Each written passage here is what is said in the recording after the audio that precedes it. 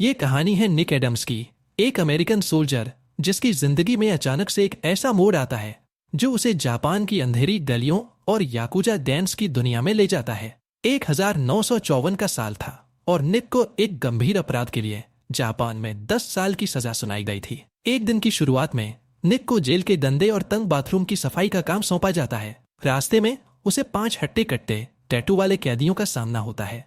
अचानक उसकी नजर छत से उल्टा लटके एक आदमी पर पड़ती है। वो आदमी बेहोश होता है। निक के दिल की धड़कन तेज हो जाती है। कोई है गार्ड्स?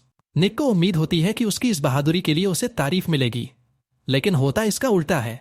कुछ ही देर में गार्ड्स उसे और उस कैदी को जिसने उसकी मदद की थी अलग अलग ले जाकर बुरी तरह पीटते हैं। गार्ड्स के मुखिया हेड गार्ड निक को कठोर नजरों से देखता है और कहता है, तुमने हमारी अनुमति के बिना हस्तक्षेप किया है। यहाँ के नियम तुम नहीं समझते। हेड गार्ड निक को बताता है कि उन्हें उस आदमी का एक सुसाइड नोट मिला था जिसमें लिखा था कि एक गैंग मेंबर को जेल से बाहर भेजा जाएगा। निक को जापानी भाषा समझ नहीं आती। हेड गार्ड उसकी अनभिज्ञता पर चिढ़कर उसे सोलिटरी सेल में डालने का हुक्म देता है। उसी सेल में उसकी मुलाकात कोशी से होती है, एक रहस्यमयी आदमी जो शांत और गंभीर नजर आता है। कोशी निक को देखता है और एक हल्की मुस्कान के साथ कहता है, तुम यहाँ नए हो? कोशी धीरे धीरे उसकी ओर बढ़ता है और फुसफुसाते हुए कहता है, इस जगह में सही और गलत का कोई मतलब नहीं है। यहाँ सिर्फ ताकत और चालाकी चलती है। कोशी निक को बताता है कि वो याकुजा गैंग का मेंबर है और उसे यहाँ से भागने का एक प्लान बनाया है। निक आश्चर्यचकित होता है और पूछता है, क्या प्लान है? मैं खुद को घायल कर लूंगा ताकि मुझे अस्पताल भेजा जाए। वहां हमारे लोग मुझे छुड़ाने आएंगे। अगले कुछ दिनों में वो एक नुकीला पत्थर तैयार करता है। कोशी उसे यकीन दिलाता है, अगर तुम मेरी मदद करते हो तो शिरामात्सु डैन के भाई तुम्हारी जिंदगी बना देंगे। तुम्हारा ये एहसान मैं कभी नहीं भूलूंगा। कुछ दिन बाद योजना के मुताबिक कोशी सोलिटरी सेल में खुद को उस पत्थर से घायल कर लेता है। निक गार्ड्स को जोर जोर से आवाज देता है, मदद करो, यहाँ खून बह रहा है। गार्ड्स दौड़ते हुए आते हैं और कोशी की हालत देखकर घबरा जाते हैं। तुरंत ही अलार्म बजा दिया जाता है। उसे सोलिटरी सेल में ही रखा जाता है, लेकिन कुछ ही दिनों में उसे रिहा कर दिया जाता है। उसे समझ नहीं आता कि ये कैसे हुआ। बाहर निकलते ही एक काले सूट में आदमी उसे कार में बैठने का इशारा करता है। अंदर प्रवेश करते ही गैंग के लोग उसका स्वागत करते हैं। वो उसे झुककर सम्मान देते हैं। गैंग का एक वरिष्ठ सदस्य आगे बढ़कर कहता है, निक-सान, आपकी मदद के लिए हम आभारी हैं। कोशी अब सुरक्षित है। निक को एक बड़े हॉल में ले जाया जाता है जहां दीवारों पर पुरानी चित्रकला और याकुजा के प्रतीक लगे होते हैं। निक एक कोने में बैठकर ड्रिंक ऑर्डर करता है। तभी उसकी नजर एक खूबसूरत जापानी औरत पर पड़ती है। उसकी आंखों में एक अजीब सी चमक होती है और वो निक की तरफ देखकर मुस्कुराती है। फैक्ट्री पर पहुंचकर निक और कोशी अंदर जाते हैं। पनेटी एक मेटल फैक्ट्री का मालिक है और शिरामात्सु गैंग उसके बिजनेस में दिलचस्पी रखता है। वो निक को देखकर थोड़ा हैरान होता है। तो तुम लोग फिर से आ गए? पनेटी ताने मारते हुए कहता है। निक शांत स्वर में जवाब देता है, हम सिर्फ एक फेयर डील चाहते हैं। पनेटी हंसता है और कहता है, फेयर डील? तुम लोग याकुजा हो, तुम्हें फेयर डील का क्या पता?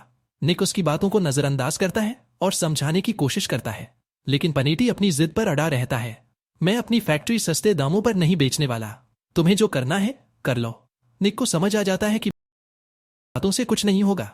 वो अचानक उठता है और पनेटी के सिर पर टाइपराइटर दे मारता है। पनेटी जमीन पर गिर जाता है और उसका सिर से खून बहने लगता है।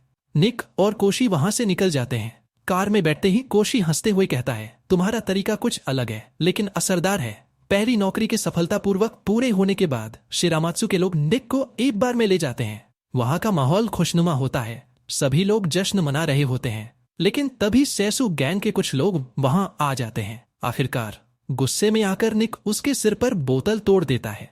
इस घटना के बाद दोनों गैंग के लोग एक दूसरे के सामने बंदूकें तान देते हैं। माहौल बहुत तनावपूर्ण हो जाता है, लेकिन शिरामात्सु गैंग के वरिष्ठ सदस्य बीच बचाव करते हैं और सैसु के लोग वहां से निकल जाते हैं। निक का यह व्यवहार शिरामात्सु के लीडर के ध्यान में आता है। बाद में कोशी निक से कहता है, तुम्हें थोड़ा संभल कर रहना चाहिए था, लेकिन मैं मानता हूं तुम्हारी हिम्मत काबिले तारीफ है। थोड़े समय बाद कोशी निक को एक और मिशन पर ले जाता है। उन्हें एक बार के मालिक से डील करनी होती है। निक उसका गला काट देता है और कोशी उसे छुरा मारकर खत्म कर देता है। इस काम के बाद कोशी निक को शिरामात्सु के एक नाइट क्लब में ले जाता है। वहां का माहौल बिल्कुल अलग होता है। रोशनी, संगीत और लोगों की भीड़। निक को थोड़ी देर के लिए लगता है कि वो किसी और दुनिया में आ गया है। तभी उसकी नजर उसी खूबसूरत औरत पर पड़ती है जो पहले बार में मिली थी। वो स्टेज पर डांस कर रही होती है। वो मेरी बहन मियू है, कोशी कहता है। निक थोड़ा चौंक जाता है। तुम चाहो तो उससे बात कर सकते हो। रात गहरी हो जाती है और मियू निक से कहती है, तुम मुझे घर छोड़ दोगे? निक सिर हिलाकर हामी भरता है। घर पहुंचकर मियू उसे अंदर आने का निमंत्रण देती है। निक पहले हिचकिचाता है लेकिन फिर अंदर चला जाता है। बातों बातों में दोनों एक दूसरे के करीब आ जाते हैं। निक मियू की पीठ पर एक बड़ा याकूजा का टैटू देखता है। वो पूछता है, ये टैटू? मियू मुस्कुराकर कहती है, ये हमारे परिवार का निशान है। अगले दिन कोशी निक को एक नई नौकरी पर भेजता है। उसे एक अमेरिकन सोल्जर से हथियार खरीदने होते हैं। कोशी उसे समझाता है, सोल्जर को यह पता नहीं लगना चाहिए कि यह खरीद शिरामात्सु के लिए है, इसलिए तुम्हें यह काम अकेले करना होगा। निक बंदरगाह पर पहुंचता है जहां उसे सोल्जर से मिलना होता है और देखता है कि वहां एक मरा हुआ आदमी पड़ा है। तभी सैसु गैंग के लोग वहां आ जाते हैं। उनका लीडर आगे बढ़कर कहता है, तुमने बहुत हिम्मत दिखाई है। सैसु गैंग के लोग हथियार निकाल लेते हैं और निक को घेर लेते हैं। निक समझ जाता है कि वो फंस चुका है, लेकिन वो हार मानने वालों में से नहीं है। एक सैसु गैंग का आदमी उसे घुटनों पर बैठने के लिए कहता है। निक धीरे धीरे अपने हाथ ऊपर उठाता है, लेकिन अचानक से एक तेज मूवमेंट के साथ उस आदमी की बंदूक छीन लेता है। सब चौंक जाते हैं। निक बिना समय गंवाए गोली चला देता है, जिससे 2 लोग जमीन पर गिर जाते हैं। शिरामात्सु का लीडर इस घटना के बारे में सुनते ही अपने लोगों को इकट्ठा करता है। वो निक और कोशी को बुलाता है और गुस्से में कहता है, हमारे बीच कोई गद्दार है। किसी ने हमारी योजना सैसु को लीक की है। लीडर निक को अपनी 2 उंगलियां काटने का हुक्म देता है ताकि सैसु के सामने माफी पेश की जा सके। ये याकूजा की परंपरा है जिससे वो अपनी गलती की सजा खुद को देते हैं। निक हैरान रह जाता है। वो कहता है, लेकिन मैंने कुछ गलत नहीं किया। कोशी निक की वजह से खुद को दोषी महसूस करता है। वो आगे बढ़कर कहता है, ये मेरी गलती है, मुझे सजा मिलनी चाहिए। लीडर उसकी बात मान लेता है। कोशी अपनी 2 उंगलियां काट लेता है और उन्हें एक सफेद कपड़े में लपेटकर लीडर को सौंप देता है। कुछ समय बाद निक को शिरामात्सु का एक मेंबर बना दिया जाता है। उसे याकूजा के टैटू दिए जाते हैं और वो अब पूरी तरह से इस दुनिया का हिस्सा बन जाता है। वो मियू के साथ ज्यादा समय बिताने लगता है और दोनों के बीच प्यार गहरा होने लगता है। एक दिन ट्रेन में सफर करते वक्त वो सैसु का एक मेंबर देखता है जिसने पहले उसे मारने की कोशिश की थी। बाद में शिरामात्सु और सैसु गैंग की एक मीटिंग होती है, लेकिन शिरामात्सु के नेता तुरंत ही असंतोष जताते हैं। वे महसूस करते हैं कि सैसु ने अपने नेता को नहीं भेजा है, बल्कि उनकी जगह किसी युवा सदस्य को भेजा है जो उनके अनुसार सम्मानजनक नहीं है। शिरामात्सु नेता का चेहरा गुस्से से लाल हो जाता है और वे कहते हैं, क्या यह हमारा अपमान नहीं है कि आपका नेता खुद नहीं आया? उस रात ओरोची और क्योशी एक बार में शराब पी रहे होते हैं। ओरोची अपनी नाराजगी जाहिर करते हैं कि शिरामात्सु नेता ने उनकी सलाह नहीं मानी। वे कहते हैं, हमारे नेता को समझना चाहिए कि समय बदल रहा है, हमें नए रास्ते अपनाने होंगे। क्योशी उन्हें चेतावनी देते हैं, संभल कर बोलो ओरोची, तुम्हारा गुस्सा तुम्हें निगल सकता है। ओरोची बार से निकलकर मियू से मिलने जाते हैं। पता चलता है कि मियू और ओरोची के बीच पहले एक रोमांटिक संबंध था। इस बार ओरोची उस रिश्ते को फिर से शुरू करने की कोशिश करते हैं, लेकिन मियू उन्हें दृढ़ता से मना कर देती है। ओरोची का गुस्सा चरम पर पहुंच जाता है और वो क्रोधित होकर उसे थप्पड़ मार देते हैं। अगले दिन दृश्य एक सुमो मैच के दौरान शिरामात्सु और सैसु कबीले की बैठक की ओर शिफ्ट होता है। इस बार सैसु के चेयरमैन खुद शिरामात्सु नेता से मिलने आते हैं। वे एक नया प्रस्ताव रखते हैं, लेकिन ये कोई व्यापारिक प्रस्ताव नहीं है। वे शिरामात्सु नेता को सेवानिवृत्त होने और अपने कबीले को सैसु के साथ मिलाने का निमंत्रण देते हैं। शिरामात्सु नेता इस प्रस्ताव को एक अपमान मानते हैं। वे गुस्से में कहते हैं, क्या तुम सोचते हो कि हम कुत्ते हैं जो बाड़े में बंद हो जाएंगे? हम भेड़िए हैं, आजाद और शक्तिशाली। इस बीच निक अपने घर लौटते समय एक अमेरिकन आदमी से मिलता है। वो आदमी है पाउली बाउर्स, एक अमेरिकी सोल्जर और निक का पूर्व साथी जो छुट्टी पर है। बाउर्स निक को देखकर आश्चर्यचकित होता है। बाउर्स उसे धमकी देते हुए कहता है कि वो निक को कोर्ट मार्शल से बचने के लिए अपनी मौत को झूठा साबित करने की बात उजागर कर देगा। निक तेजी से सोचता है और उसे अपने घर आने का निमंत्रण देता है। घर पहुंचकर निक बाउर्स को ड्रिंक ऑफर करता है। निक अचानक एक छोटा चाकू निकालकर उसके गले में घोंप देता है। बाउर्स मौके पर ही मर जाता है। निक फिर मियो के घर जाता है। दरवाजा खोलते ही वो मियो के चेहरे पर चोट का निशान देखकर हैरान रह जाता है। गुस्से में वो पूछता है, ये किसने किया? वो उसे बताती है कि वो निक के बच्चे की मां बनने वाली है। ये सुनकर निक का गुस्सा थोड़ा शांत होता है, लेकिन मियू उसे जाने के लिए कहती है। निक भारी मन से वहां से निकल जाता है। निक सीधा क्योशी के घर जाता है ताकि उसे मियू की प्रेगनेंसी के बारे में बता सके। वो क्योशी से कहता है, अगर तुम चाहते हो तो मैं शिरामात्सु कबीले को छोड़ दूंगा। मैं मियू के साथ एक नई जिंदगी शुरू करना चाहता हूँ। क्योशी नाराज नहीं होते, बल्कि उसे अंदर बुलाते हैं। वे उसे 2 तलवारें देते हैं जिन्हें दाइशो कहा जाता है। क्योशी बताते हैं कि ये तलवारें उनके पिता की है, एक जीवन लेने के लिए और दूसरी अपना जीवन समाप्त करने के लिए। क्योशी कहते हैं, मैंने मियू का बचपन से ख्याल रखा है, अब मैं ये जिम्मेदारी तुम्हें सौंपता हूँ। निक तलवारों को पकड़कर कृतज्ञता प्रकट करता है।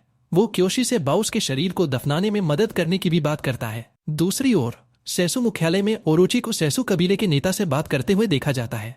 पता चलता है कि ओरोची ने शिरामात्सु कबीले के साथ धोखा किया है और उसे नष्ट करने की योजना बना रहा है। अगले दिन शिरामात्सु नेता क्योशी और निक के साथ एक दर्जी की दुकान पर जाते हैं। वे नए कपड़े सिलवाने के लिए आते हैं, लेकिन जब नेता फिटिंग रूम से बाहर नहीं आते तो निक अंदर जाकर देखते हैं। वहां एक कर्मचारी नेता को गला घोंट रहा होता है। क्योशी भी अंदर आते हैं और कर्मचारी को गोली मार देते हैं। वे तुरंत कार की ओर भागते हैं, लेकिन बाहर सेसु कबीले के सदस्यों ने घेर लिया होता है। निक और क्योशी नेता की रक्षा करते हुए लड़ाई करते हैं। गोलियां चलती हैं और माहौल भयावह हो जाता है। इसी दौरान सेसु का एक सदस्य क्योशी को गोली मार देता है। निक और शिरामात्सु नेता किसी तरह वहां से भाग निकलते हैं और अपने बेस पर पहुंचते हैं। वहां वे बाकी कबीले के सदस्यों को इकट्ठा करते हैं। नेता बताते हैं कि कार में सेसु कबीले के लोग थे जो उन्हें दर्जी की दुकान तक ले गए थे, जिसका मतलब है कि कबीले में कोई गद्दार है। इस बीच निक मियू को क्योशी की मौत की खबर देता है और जोर जोर से रोने लगती है। शिरामात्सु के सदस्य सेसु कबीले के सदस्यों को एक एक करके खत्म करने की योजना बनाते हैं। निक एक उच्च पदस्थ सेसु नेता को डराने में सफल होता है, जिससे लगता है कि शिरामात्सु युद्ध जीतने के कगार पर है। लेकिन सेसु नेता एक युवा लड़के को शिरामात्सु मुख्यालय भेजता है, एक संदेश के साथ कि वे युद्ध को खत्म करना चाहते हैं। वो उन्हें एक निष्पक्ष क्षेत्र में बिना हथियारों के लड़ने का मंत्रण देते हैं। शिरामात्सु नेता इस प्रस्ताव को स्वीकार करते हैं और निक और अन्य सदस्यों को डॉक पर लड़ाई शुरू करने के लिए भेजते हैं। आश्चर्यजनक रूप से सेसु चेयरमैन ओरोची के साथ वहां आते हैं। ओरोची स्वीकार करते हैं कि उन्होंने शिरामात्सु के साथ धोखा किया है और कहते हैं, अब भी समय है, वापस आ जाओ। वे गले मिलते हैं, लेकिन उसी समय ओरोची नेता को छुरा घोंप देते हैं। शिरामात्सु के सदस्य जो हथियारों से घिरे होते हैं कुछ नहीं कर पाते और बस देखते रह जाते हैं। ओरोची घोषणा करते हैं कि शिरामात्सु कबीला खत्म हो चुका है और निक को प्रस्ताव देते हैं कि अगर वो मियू को छोड़ दे तो वो उसे छोड़ देंगे। निक ओरोची के प्रस्ताव को ठुकरा देता है और हमला करने के लिए तैयार होता है, लेकिन तभी एक स्नाइपर उसकी टांग में गोली मार देता है। उसी दौरान पुलिस शिरामात्सु मुख्यालय पर छापा मारती है और उसे आग लगा देती है। रात के अंधेरे में निक मियू के घर में घुसता है, जहां सेसु कबीले के लोग पहरा दे रहे होते हैं। वो मियू को वहां से ले जाने का फैसला करता है। निक क्योशी द्वारा दी गई दाइशो तलवार लेकर सेसु मुख्यालय पहुंचता है। ओरोची उसका सामना करता है और तलवार वापस फेंकते हुए कहता है, मैं तुम्हारे साथ नहीं लड़ूंगा, तुम बस एक बाहरी व्यक्ति हो और कभी याकुजा का हिस्सा नहीं बनोगे। निक अचानक ओरोची का सिर तलवार से काट देता है।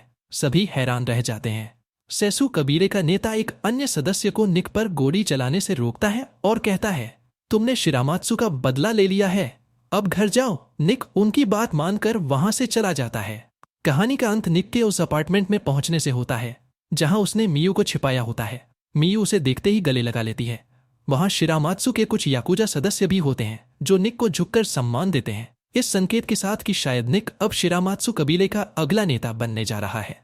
अगर आपको यह कहानी पसंद आई हो तो कृपया लाइक और सब्सक्राइब करें।